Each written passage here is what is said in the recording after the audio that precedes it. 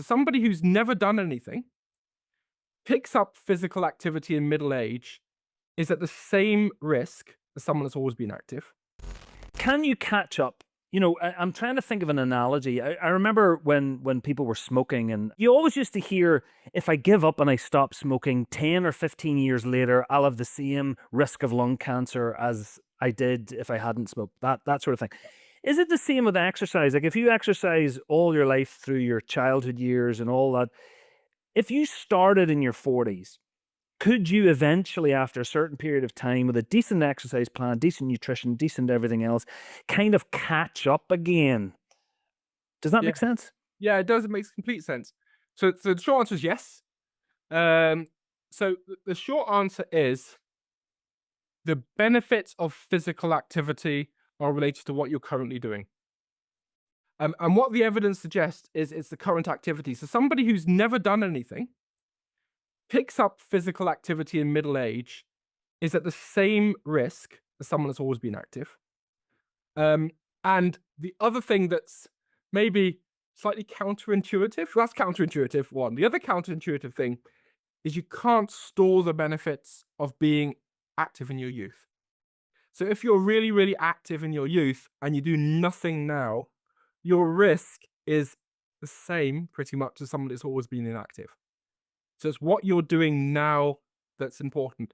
So there are a number of reasons why it's important to be active while you're young. The first of these is if you're active when you're young, you're more likely to be active when you're older.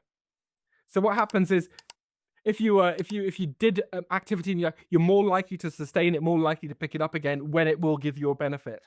So the evidence is there's probably not a huge direct benefit, maybe a small effect on body weight, but not a huge direct benefit in terms of your heart and everything of that activity. But what it does, it makes you more likely to be doing it at the point where it would benefit you. So that's maybe counterintuitive slightly. It That is, one but thing it's just know. also very encouraging. Mhm.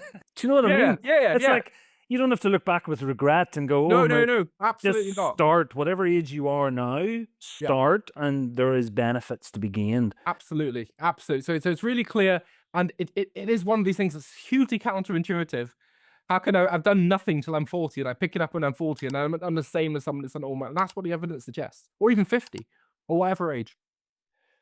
Is there any emerging research that's exciting you? Maybe a little bit ahead of its time, but anything that's interesting out there?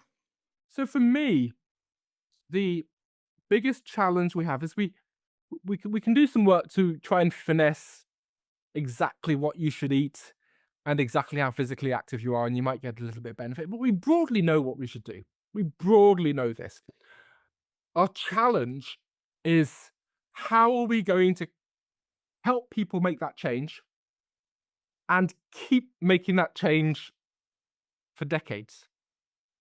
I think that's the challenge. So, well, I mean, we do work on trying to optimize physical activity, and we're kind of going to get a few percent better, but we're pretty much there. We pretty much know what we need to do. Um, we can get people to be more active or lose weight for 3 or 6 months reasonably well. Some people keep going for a year. The evidence is that 5 years, most people don't keep going. Some people do, most people don't. And so our challenge is how do we help more people sustain healthy lifestyles for a long period of time?